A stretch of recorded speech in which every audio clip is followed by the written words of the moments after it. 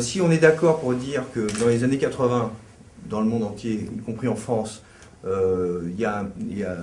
en finit d'une certaine manière avec le partage tel que Keynes l'avait observé. En tout cas, tel que les politiques keynésiennes qu'on peut soutenir sur longue période, il y a une rupture qui dure jusqu'à maintenant. Est-ce que c'est aujourd'hui, est-ce qu'on change de paradigme? Tout le monde a fait du Keynes sans le savoir, c'est comme le bourgeois gentilhomme, dans la période de croissance des 30 Glorieuses. Hein, c'est-à-dire que qu'est-ce qu'on a préféré dans la croissance des 30 Glorieuses?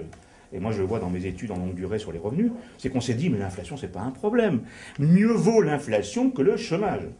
Voilà la recette keynésienne classique, avec une courbe qu'on avait théorisée à l'époque, qui s'appelait le modèle de Phillips, hein, où on faisait deux axes. On mettait sur un axe la hausse des prix, et sur un autre axe, on mettait le chômage. Et on se rendait compte que ça avait la forme d'une banane, c'est-à-dire que quand l'inflation était élevée, le chômage était faible, et quand le chômage était faible, l'inflation était élevée. Et on a fait la politique keynésienne classique, c'est des politiques de stop and go, hein, c'est-à-dire que quand le chômage augmentait un peu, hop, on relançait les vannes du déficit public, et on constatait que le chômage effectivement baissait, et puis on faisait l'inverse, hein, on faisait une politique de stop. C'est ça les politiques keynésiennes qui ont été appliquées de manière... par Roy a fait une politique keynésienne, Chirac a fait une politique keynésienne en 1975, bon, avec des... le problème, c'est qu'on n'a pas... On a accepté l'inflation. Mais on a accepté, jusqu'en 83, on a estimé que l'inflation, c'était un lubrifiant nécessaire pour assurer à la fois la croissance du pouvoir d'achat, le pouvoir... Et beaucoup de personnes qui, y compris, ont pu acheter un logement grâce à l'inflation. Bien sûr.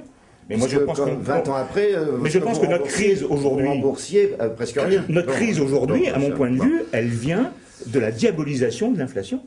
C'est-à-dire qu'à partir du moment où on a combattu l'inflation, et pourquoi on a combattu l'inflation dans ce pays, et en Europe particulièrement, on a combattu l'inflation parce que l'Europe est un syndic de géronte, parce que nous sommes des vieillards en Europe, et que dans 30 ans, 35% de la population aura plus de 65 ans.